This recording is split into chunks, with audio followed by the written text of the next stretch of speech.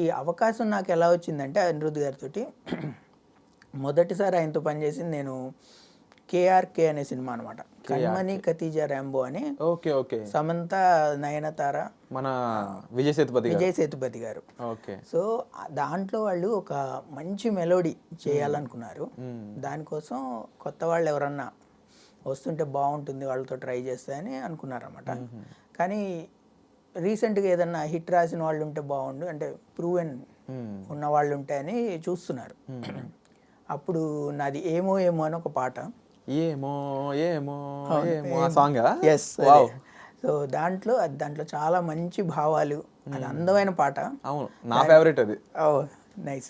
So అది చాలా మందికి ఫేవరెట్ పాట. ఇప్పటికి కూడా నాకు అందరు పంపిస్తుంటారు, వాళ్ళు పబ్కి వెళ్ళినప్పుడు అక్కడే పర్ఫామ్ చేస్తున్నారని. So yeah, it is a very huge song.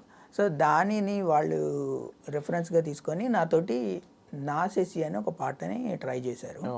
So వాళ్ళు నాకు ఇచ్చినప్పుడు we are trying this, if it happens let us see, give it your best అని చెప్పారన్నమాట. సో అది వాళ్ళకి నచ్చడం, దాంట్లోనే ఇంకొక 3 వేరే పాటలు కూడా రాయడం జరిగింది. సో అక్కడి నుంచి నాకు ఆయనతోటి ప్రయాణం